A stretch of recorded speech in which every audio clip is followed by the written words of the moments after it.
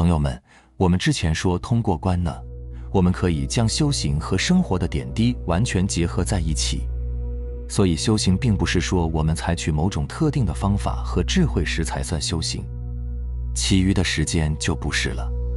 真正意义上的修行呢，时刻都在发生，而实现这样的方法就是观。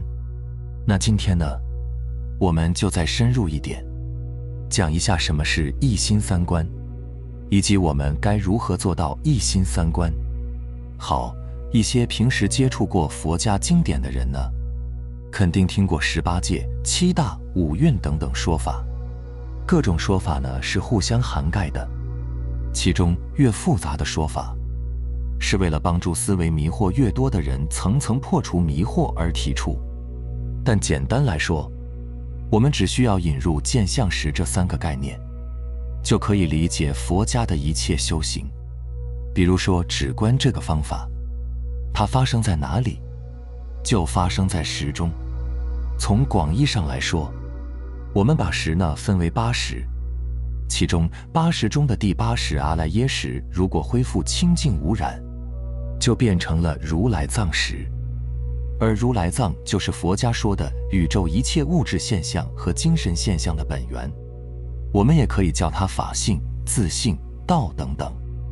这个如来藏，也就是我们要讲的一心三观中的心。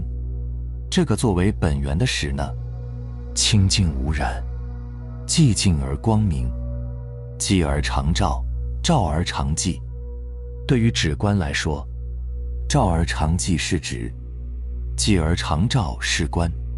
止与观本来呢就是一体，是一切存在的本源状态。至于这个作为宇宙万有本源的识，为什么会演化出宇宙中的物质和精神现象呢？简单来说，识的存在本自寂静清晰，可是它一念妄动，想要去更多的清晰和明白些什么，便有了能见能想的心和所见所想的一切现象。而这一念妄动就是所谓的无明。所谓万法为识，整个世界都是识的一念妄动而妄想演化出来的。我们心中的念头是妄想，心能呈现念头的功能也是妄想，眼睛看见的图案是妄想，眼睛能看见的本身也是妄想。正如《金刚经》中所说，若以色见我，以音声求我，是人行邪道，不能见如来。就是在告诉我们，眼睛无论看见什么，哪怕是佛陀亲现于眼前，也只是妄想而已。耳朵无论听到什么，哪怕是听到佛陀亲自讲经，依旧是妄想而已。一切眼见、耳听、心想都是假的，都是妄想，都不是唯一的真实存在。这就是一心三观中的空观，也就是离一切相的含义。但另一方面，能见和所见呢是一体两面的，是识的2个面相。所有的产物都超不出见和相，也就是说，即便是佛陀，他的眼睛依旧能见，耳朵依旧能听，意识依旧能想，只不过佛陀的所见所听所想呢，是一片寂静祥和的，而凡夫的所见所听所想是苦乐烦恼无常变化，这就是轮回。但总的来说，见和相是一直存在的。所以，如果想要离开见相这2法，去寻找一个独立的、寂静的、纯粹的真相，是找不到的。弄明白了这一点呢，《金刚经》中的那句话又可以改成：若离色见我，离音声求我，是人行邪道，不能见如来。意思是想要离开眼见、耳听、心想等种种现象，而另求一个独立的真相，是找不到的。而这就是一心三观中的假观。离一切相即一切法这句话呢，就统摄了空观和假观，同时呢，它也隐含着中观。具体就是假观是在肯定和承认一切正在发生的身心现象，从而呢，透过现象看见本质。回归如来藏。而空观是在否定和离开一切正在发生的身心现象中，使心摒弃了任何杂念妄想，澄清至如来藏。所以说，空观是看清一切身心现象都不真实，让身心能像一潭清水一样毫无波澜。而假观是随缘应对每一种正在发生的身心现象中。那什么是中观呢？中观就是离开一切空，离开一切假，离开一切有，离开一切无，离开一切有二元对立关系的认知，但同时又在一切空、一切假、一切真、一切妄、一切有、一切无中，都能时刻同步地看见如来藏。离一切相是空观，即一切法是假观，而不离不即便是中观。我们再延伸一下《金刚经》里的那句话：以色见如来，是人行邪道；离色见如来，也是人行邪道。乃至不离不即，一离一即，均是人行邪道，均不能见如来。但若善用之，以色可以见如来，离色也可以见如来，乃至不离不即，一离一即，均是正道，均可以见如来。如此就是门门皆是中观，门门皆可入道。好，明白了什么是一心三观。我们接下来该如何在生活中进行呢？首先，我们先说如何修空观。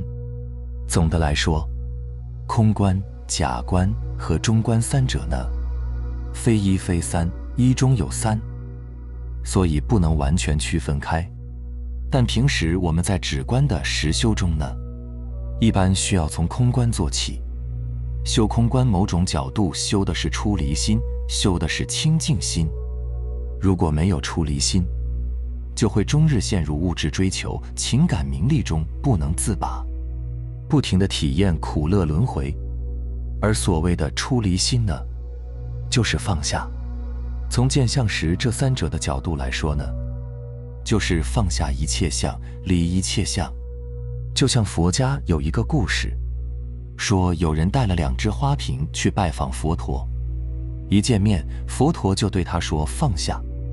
这个人放下手中的1只花瓶，佛陀又说放下，他又放下另1只花瓶，佛陀还是说放下。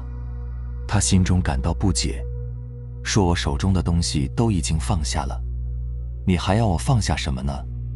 佛陀说，我叫你放下，是有什么就放下什么，要把心中所有的欲望、贪求、傲慢、骄嗔、嫉妒、怨恨等等念头、情绪感受都放下。这个故事讲的道理呢很简单，就是放下的越多，心就越干净。放下一切的过程本身就是修行，放下一切正在发生的念头就是修空观。就像一首诗所说：野鹤闲云，何非法相；清风明月，亦是色尘。意思是说，处于尘世之外的那云山雾绕的仙境，说到底无非是自心自认为的境界而已。清风徐徐吹拂，明月静静高悬，这般美好的景象，实际上也不过是眼睛呈现的一种色尘。这个说的就是比较究竟的空观了。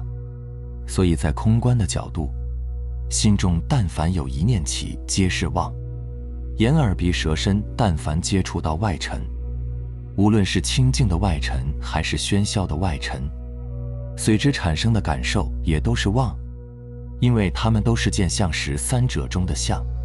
当然，见相识也是非一非三，不能完全分割。但修空观的入手处，就是观空所有心中的念相，从而只剩下相对真实的见和识。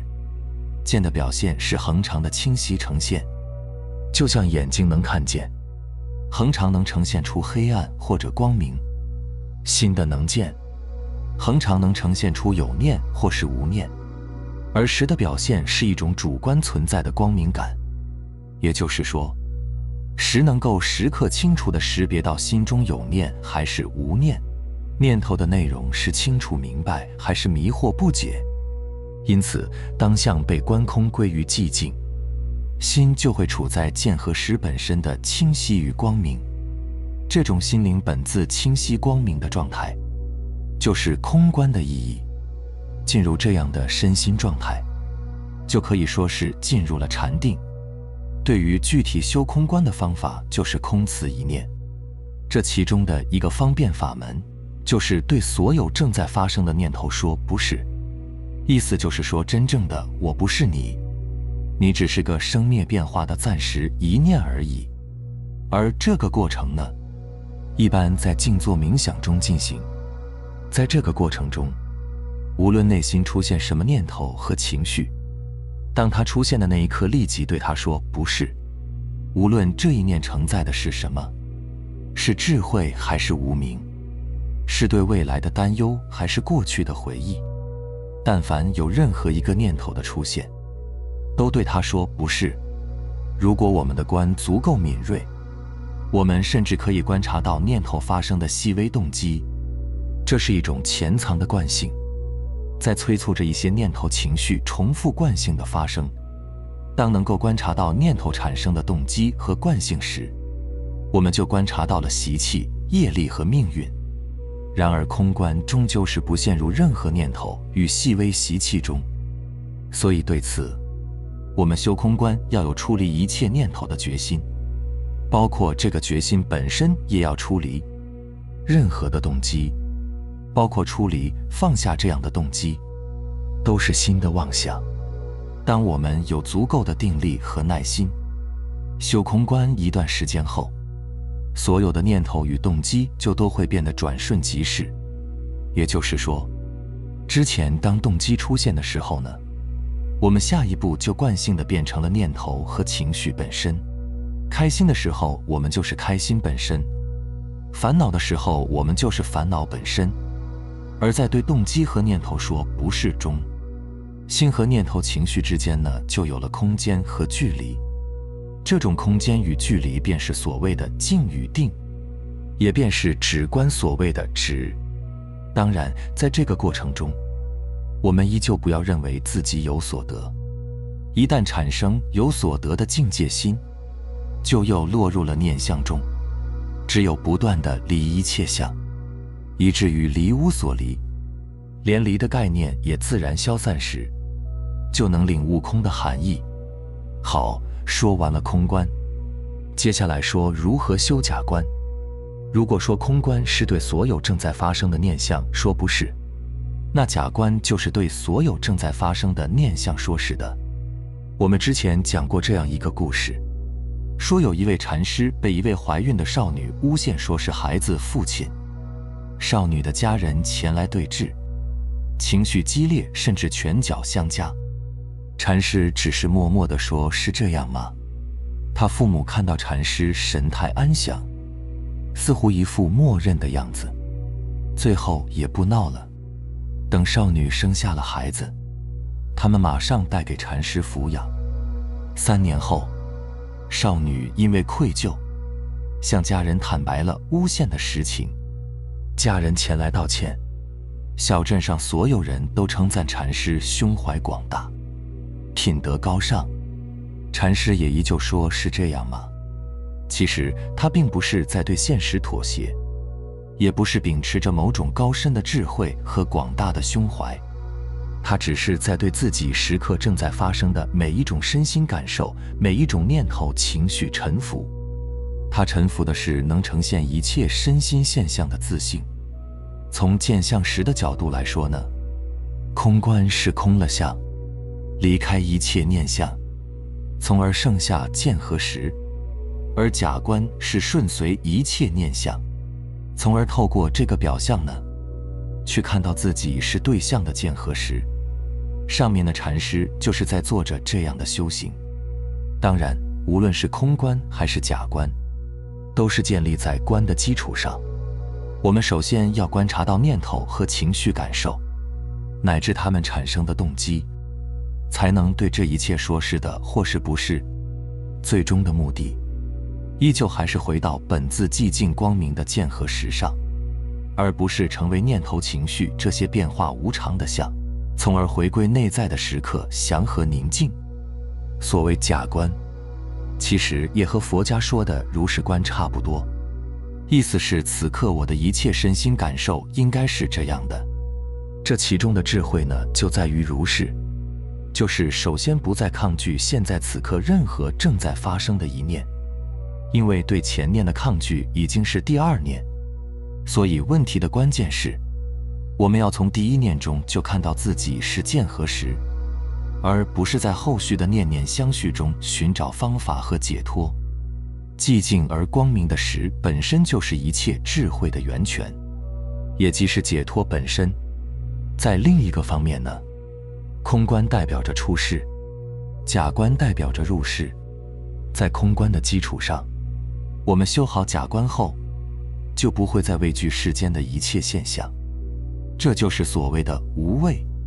所有世间的一切现象，最终也只体现为自己的一切身心现象，一切并不在外。当我们通过假观，在顺随每一种身心现象，每一种烦恼感受，每一种快乐忧愁的相中，都能领悟到自己是本自清晰光明的时，那就真正做到了行住坐卧皆是定。此外，在空观的基础上修好假观，我们也可以理解菩萨心肠霹雳手段的真正含义。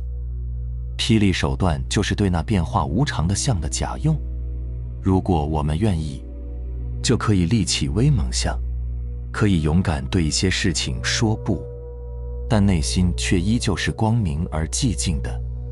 因为菩萨心肠实际上是在说见与识这样相对恒常稳定的本质。最后一个，如何修中观？如果说空观是空了一切相，离开一切相，从而回归本自清晰光明的时，假观是承认一切相，从而看见自己是贯穿于相中的时，那么中观就是离空离假，直接去成为真相。既然生命能见的功能和所见的一切现象皆是真相的妙用，那么何必在真相的妙用中多余立起另一个妙用，来进行真与假、空与有、是或不是的种种分别呢？直接看见自己就是唯一的真相本身不好吗？中间没有任何多余的步骤，时时刻刻本自与道与真相相应。我们存在的本身就是唯一的真相，眼看见，耳听见，鼻嗅见，舌尝见，身触见，心想见，这些就是宇宙万有真相的本源在那一刻的全部体现。所以佛陀不认为有恒常的存在，也不认为有断灭空无的存在，所以他离空离色，即空即有。所以他并不厌恶世间，也不向往出离世间的清净解脱，而自己就是世间与出世间的一切现象，并超越一切世间与出世间。明白了吗？好了，非常感谢你能看到这里，希望能对你有所触动和启发。我们下期再见。